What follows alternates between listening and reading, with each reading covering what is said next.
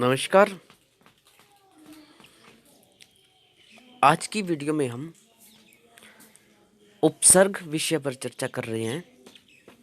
उपसर्ग आपके 6th class से शुरू होकर +2 तक आते हैं। आपके व्याकरण विषय में बहुत ही आसान विषय है ये।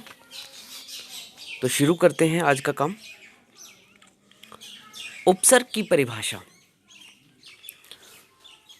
उपसर्ग दो शब्दों से मिलकर बना है, उप प्लस सर्ग। उप का अर्थ होता है समीप और सर्ग का अर्थ होता है सृष्टि करना। संस्कृत एवं संस्कृत से उत्पन्न भाषाओं में, मतलब कि संस्कृत से उत्पन्न भाषाएं हिंदी आदि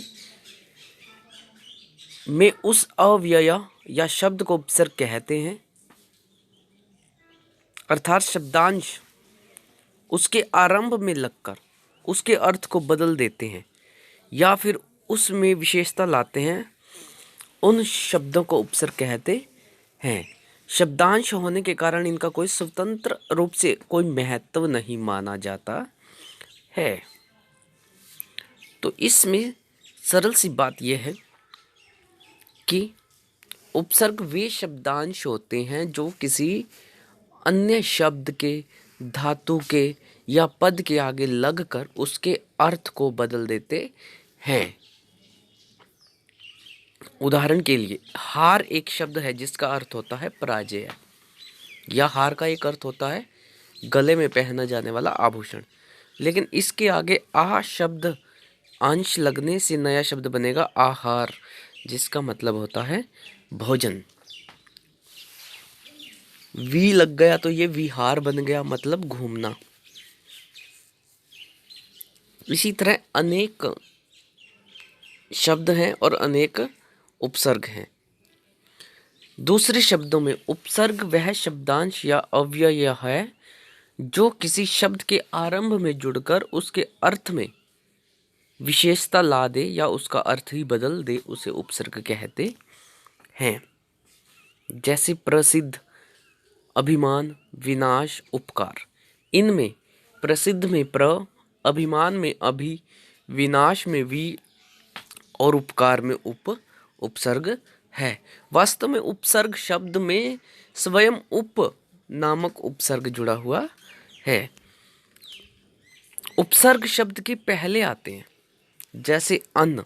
उपसर्ग बन शब्द के पहले रख देने से शब्द बन गया अनबन, जिसका विशेष अर्थ होता है मनमुटाव।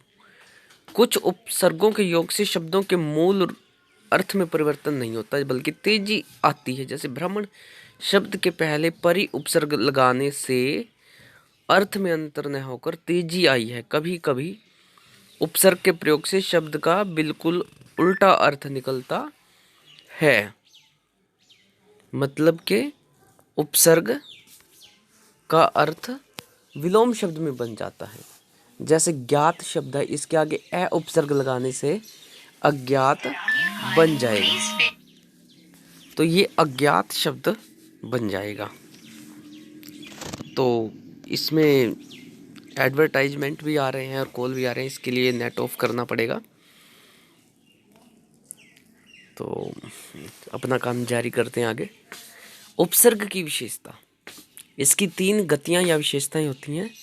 जैसे शब्द के अर्थ में नई विशेषता लाना, जैसे प्र प्लस बल प्रबल, अनु जमा शासन अनुशासन, शब्द के अर्थ को उलट देना।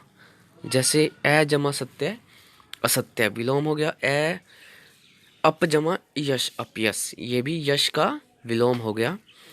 तीसरी इसकी विशेषता है शब्द के अर्थ में कोई खास परिवर्तन न करके मूल अर्थ के इर्द गिर्द अर्थ प्रदान करना। जैसे शुद्ध शब्द में वि शब्द उपसर्ग जोड़ा तो विशुद्ध बना। परिजमा भ्रमण परिभ्रमण। कई बार क्या होता है कि उपसर्ग लगाने से शब्द का अर्थ तो बदल जाता है, और अर्थ नहीं बदलता, सॉरी, उसका रूप बदल जाता है। तो तीनों ही रूप में हम उपसर्ग को स्वीकार करते हैं। उपसर्ग के भेद। हिंदी में हिंदी के उपसर्गों के अलावा संस्कृत के उपसर्ग, हिंदी के उपसर्ग, अंग्रेजी के उपसर्ग और उर्दू फारसी के उपसर्ग या विदेशज उपसर्ग ग्रहण किए जाते हैं। तो पहले नंबर पर है हिंदी के उपसर्ग, ये 12 प्रकार के हैं। जैसे ए शब्द है, अब ये शब्द बन गया यहाँ पे शब्दांश। ए प्लस छूता अछूता, ए प्लस था है अथा है, ए प्लस टल अटल। इस प्रकार पेपर में आपके प्रश्न 3 प्रकार से आता है। नंबर 1 उदाहरण से डेफिनेशन, नंबर 2 उपसर्ग दिया होगा, शब्द बनाना होगा, तीसरा शब्द दिया होगा तो उसमें से उपसर्ग अलग करना होगा। बहुत ही आसान काम है ये। अन से अनबन, अनमोल, अनपढ़। कु से कुचाल, कुचैला, कुचक्र। दु से दुबला, दुलारा, दुधारू। नी से निगोड़ा, नीडर, निहत्था, निकम्मा। औ से औगुन, औघर, औसर और औसान। भर से भरपेट, भरपूर, भरसक, भरमार। सु से सुडोल, सुजान, सुघड़, सुफल। अध से अधपका, अधकच्चा, अधमरा, अधकचरा। उन से 29, 59, 69, 39। परलोक, परोपकार, परसर्ग, परहित। बिन ब्याह, बिन बादल, बिन पाए, बिन जाने। तो नेक्स्ट आपका है संस्कृत के उपसर्ग। तो संस्कृत में 21 उपसर्ग होते हैं। यह हमेशा मूल शब्द के आगे लगते हैं और 1 से 2 अक्षर लंबे ही होते हैं। संधि के बाद जो नया शब्द बनता है वह मूल शब्द में कुछ न कुछ विशिष्टि मतलब विशेषता जोड़ देता है। तो यहाँ पर इनकी संस्कृत के बहुत सारे उपसर्ग हम हिंदी में प्रयोग करते हैं। तो मैं डायरेक्ट उपसर्ग आपको बता रहा हूँ, आपने शब्द इनसे भिन्न बना लेने हैं अपनी नोटबुक में। जैसे अति, अधि, अनु, अप, अभिमान, अव, आ, उत, उप, दुर, दुस, निर, निस, नी। आगे है प्रा, परि, प्र, प्रति, वि, सम, सु। इस प्रकार ये संस्कृत के उपसर्ग हैं। इसमें कोई अलग से कोई महत्व या दिक्कत वाली बात नहीं है कि हम संस्कृत के उपसर्ग क्यों याद करें, क्यों पढ़ें। पेपर में दोनों समान रूप से आपके आते हैं। तो शब्द वही हैं जो संस्कृत में, वही हिंदी में, जो हिंदी में वही संस्कृत में प्रयोग होते हैं। तत्सम तद्भव शब्द हिंदी में प्रयोग होते रहते हैं। आगे है अंग्रेजी के उपसर्ग। तो ये देशज विदेशज में प्रयोग होते हैं।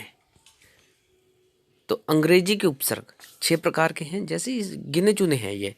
हम हिंदी में कई बार अंग्रेजी के उपसर्गों का प्रयोग करते हैं, जैसे principal, vice principal, collector, deputy collector. तो हम इस प्रकार के शब्द लगाते हैं। जैसे सब, सब जज, sub committee, sub inspector, deputy collector, deputy registrar, deputy minister. Vice, viceroy, vice chancellor, vice president. General manager, general secretary. Chief minister, chief engineer, chief secretary. Head master, head clerk. तो इस प्रकार से ये आपके उपसर्ग का छोटा सा चैप्टर है। ये उपसर्ग आपने कर लेने हैं। इसके बाद ये उर्दू फारसी के कुछ गिने चुने उपसर्ग होते हैं। जैसे बे शब्द है, शब्दांश है। जैसे बे औलाद, बे ईमान। तो वे उपसर्ग प्रयोग होते हैं। बाकीमत, बाशर्ते। इस प्रकार उर्दू फारसी के बहुत ही गिने चुने उपसर्ग हैं जो आपके पेपर में एक आधा उदाहरण आ सकता है। तो वो भी आपको अगली वीडियो में करवाया जाएगा। तो आज के लिए इतना काम है, आपने इसे ज़रूर नोट कर लेना है और साथ के साथ याद भी रखना है।